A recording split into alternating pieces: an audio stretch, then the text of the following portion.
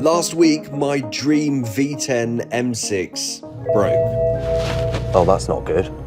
But we ended the video on a high as I had the exhaust modified and now the V10 sounds absolutely incredible.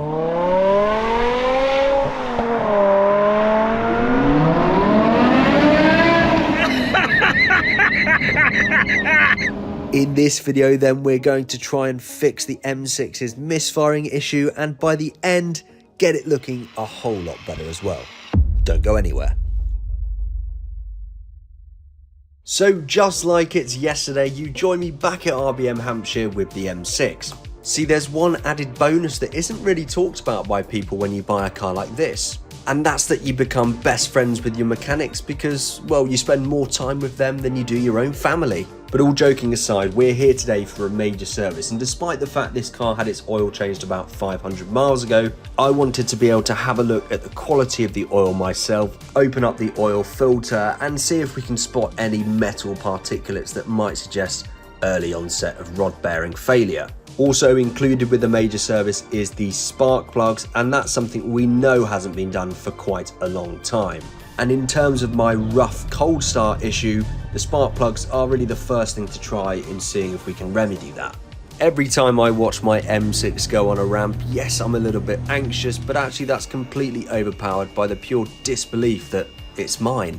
So first thing to do then is remove a few under trays beneath the engine. This gives you access to be able to drain the oil and to the oil filter itself, which is located here in a slightly strange place. So Simon pulled the plug on the oil then, and this is really important. I wanted to see for myself if there was anything in here that might indicate a problem with the engine. In fairness, the oil was changed fairly recently and so it was never going to look particularly bad. But if there was a developed issue with the rod bearings, you would definitely be able to pick up on it from draining the oil.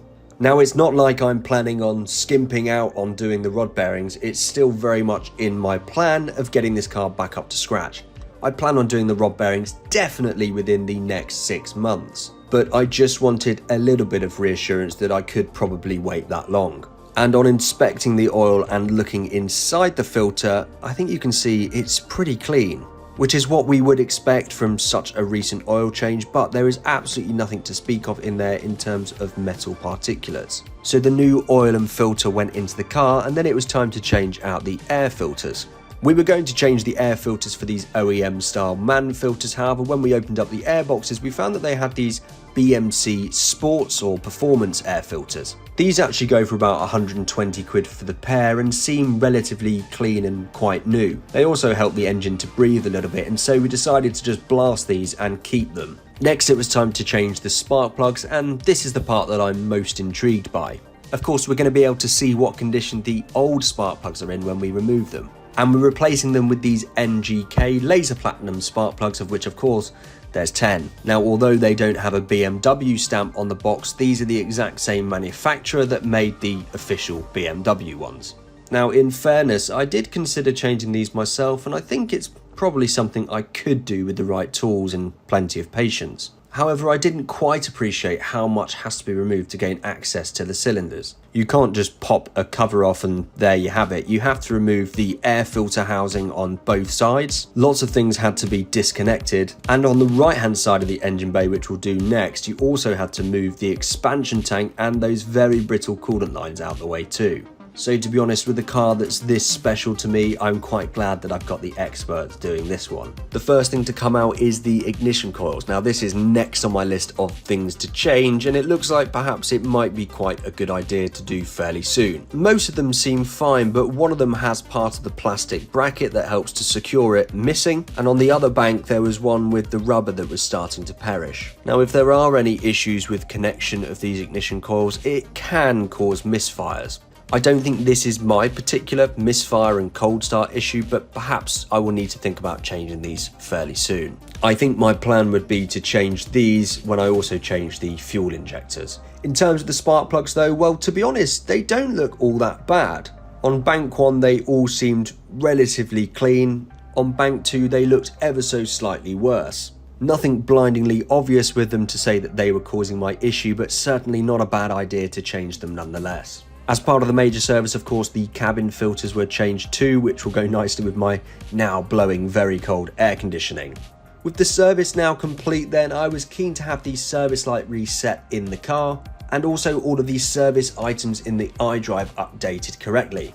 However, despite trying it the proper way and using a snap-on diagnostics tool, the guys at RBM just couldn't do it. It seems to be that whoever replaced the instrument cluster on this car, which is the reason I have that mileage tamper dot, didn't code it incorrectly, and it just won't talk to the iDrive and the service system. So despite their best efforts, they weren't able to update this service schedule, and thus I still have that light coming up when I start the car, which is quite annoying. It looks like I'll have to find someone who's able to code these sorts of things to get that sorted. But I feel like that major service has given me some peace of mind, and the new spark plugs may well fix our cold start issue, but of course we'll have to wait until tomorrow to see when the car's cold, if it does. So this M6 is all brute force, big engine, big power and big noise, but going on underneath all of that is about 8 billion sensors, and so having something by your side that can help you tap into those is very, very helpful indeed. This is OBD11 and it's basically a pocket-sized diagnostics machine. Officially licensed by BMW Group, Volkswagen, Toyota and even Ford, it lets you diagnose, customize and see what your car's thinking or from your phone. You just plug it in, pair via Bluetooth, and it instantly scans your car.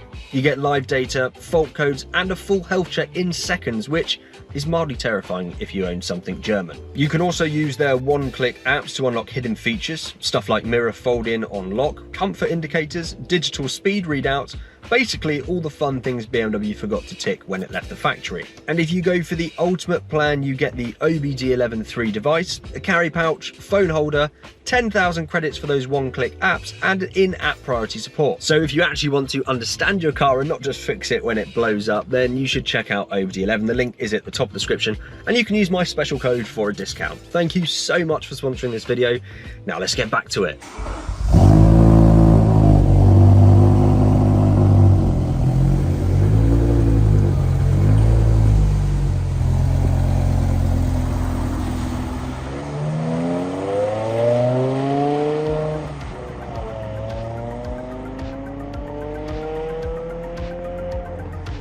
That sounds so good. But how much did it all cost? Well, the 9.3 litres of oil at £6 a litre was £55.80. The engine oil filter was £15.52. The cabin filters were £23.83 each, so £47.66. And the spark plugs, of which there were 10, were £15.70 each, so £157. The total for all the parts was just under £250 plus the VAT. Alright, here we go. Thing is absolutely bone cold. It's been sat for about 24 hours since we had the major service done, so let's see if that's done anything to help with this cold start issue, because it would normally be pretty rough right now. Before I switch the car on though, if you're not subscribed to the channel and you're enjoying these M6 videos, it would make a massive difference if you could subscribe. Over 70% of you watching are not subscribed to the channel, so if you're enjoying this, please do go ahead and do that. All right, let's go for a cold start.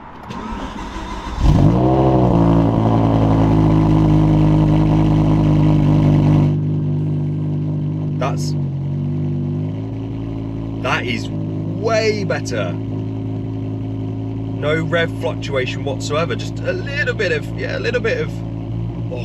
just want to hear it.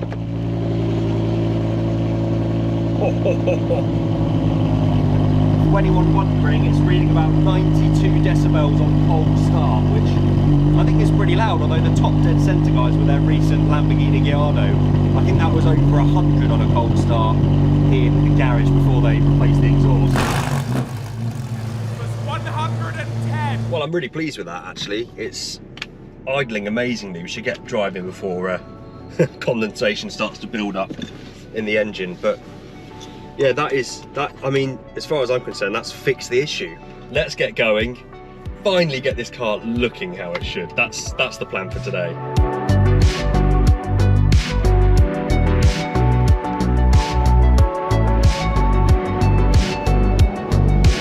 So I'm heading up to my parents' house to do the cleaning on the M6. Not only is there more space, but they have a small garage that I should be able to put the M6 into for the machine polishing. But first I thought a celebratory tunnel run was in order for having a successful cold start.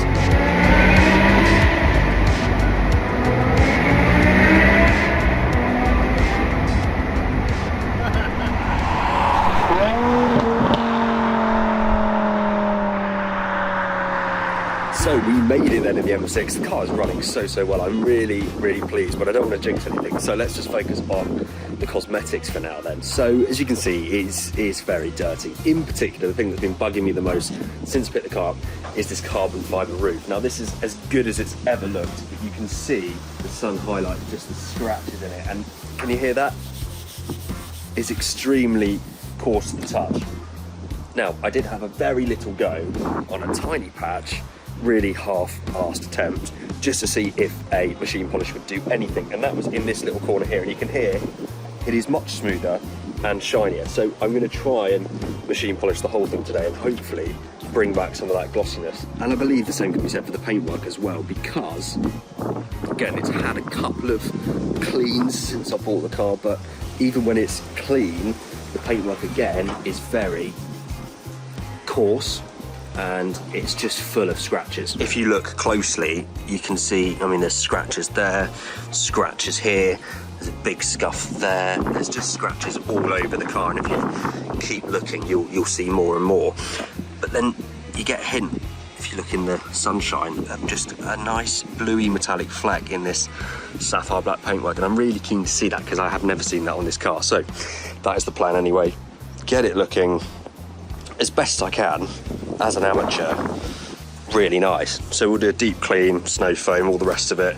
And of course a sunny day is not ideal, but it's been truly apocalyptic for the past couple of weeks. It's the first dry day I've had to even consider doing something like this. So here we are. So yeah, deep clean, panel wipe, decontaminate the surface, and then we'll try and take it in to my parents' garage here for a bit of a machine polish on the front and back, and then the carbon roof as well. That's the main thing. Interior, it's very good actually. Let's just look at the interior again with my carbon fibre trim. So I did give these carpets, when I first picked the car up, a proper clean, and they're actually really plush and deep, very premium feeling. But yeah, it's all actually looking really good. Obviously it's a black interior, so it doesn't show up dirt very well. I'm sure these seats could look better, but we'll save that for a rainy day, I think. But yeah, I love the carbon fibre trim. The headliner, like I say, is just exquisite in this thing. It must have been replaced because there's just absolutely zero sag, and I see lots of these for sale for twice the money that I paid for this that have a sagging headliner. So anyway, interior's great, love it, absolutely perfect. Oh no, I just closed the door with a glass. I'm gonna get shouted at, there we go. But yeah, let's get started, shall we? So yeah, safe to say on close inspection, she's in a little bit of a sorry state. I'm really hoping in particular that we can improve that carbon roof massively, as it does really let the car down. It's the usual process then of jet wash, snow foam, wash and dry, and prep for polishing. Before the snow foam though, I started on the wheels, as ordinarily this is the dirtiest part of the car, and so makes sense to do it first.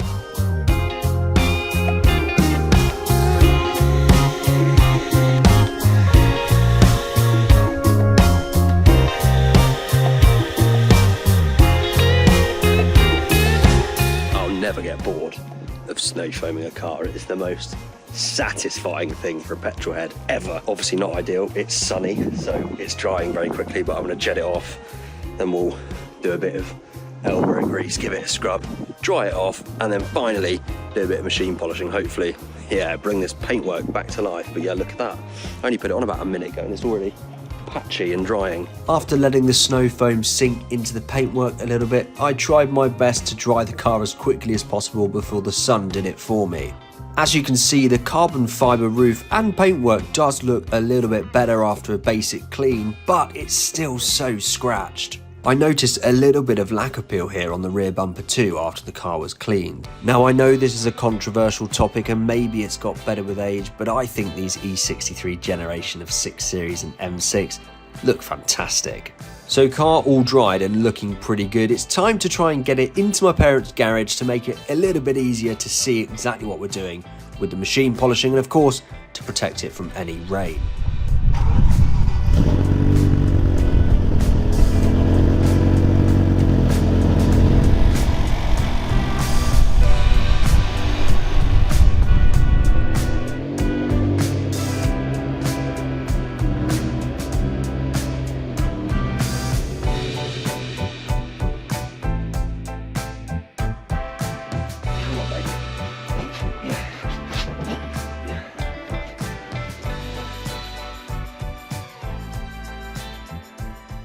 just sat here admiring my handiwork. I've managed to push the M6 about this far into the garage. There's still a fair bit of room we could go back, although I just can't get it to come back any further. But I think it certainly gives us great access for machine polishing the back. As you can see, it's actually not bad lighting in here, and it really does show up a lot of the scratches, even though this is just being cleaned.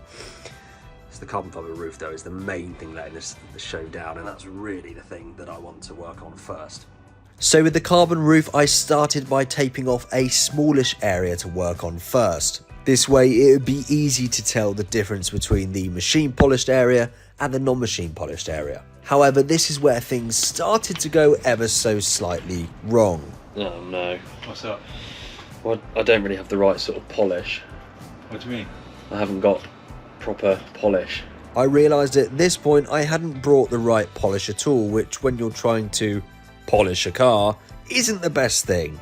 Nonetheless, I applied the polish as best as I could to the polishing pad on my machine polisher, and first prepped the surface with the G-Technic panel white, which is really good at decontaminating it. I held the machine polisher in the same place for about 10 seconds to start working the compound into the pad, and then in slow strokes started moving left to right, up and down over the area. But as you can see, it didn't really seem to be making any difference, which was confusing to me, as when I did try a smaller area on the car a few weeks back, it did seem to improve it very, very easily. My only thought here is that because I'm using a different and incorrect polishing compound, that maybe it's just not having the desired effect. I also know for a fact that my machine polishing skills are somewhat substandard, and perhaps my machine polisher itself isn't particularly good. I didn't think at this point that it was making much of a difference to the carbon roof, and if anything, I felt like I was just making it worse. So I decided at this point to move over to the paintwork just to see if I was going mad, or in fact it just wasn't working.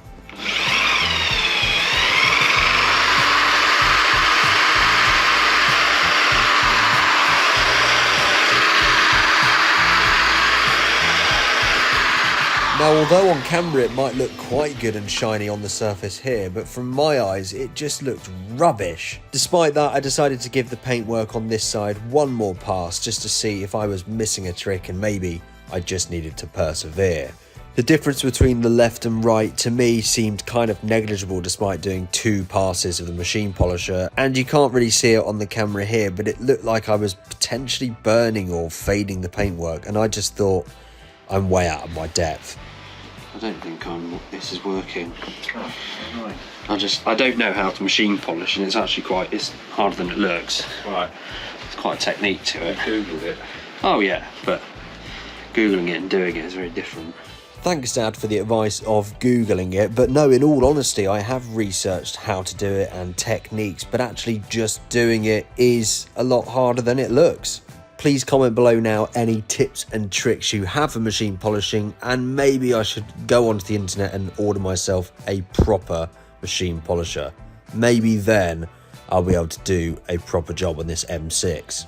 So it was a bit of a fail on the carbon roof and paint front, but I'm still certain we're going to be able to improve them at some point. There was one small win though, in that I raided my dad's cupboard, found some auto sole metal polish and some steel wool, and made those exhaust tips look really, really shiny.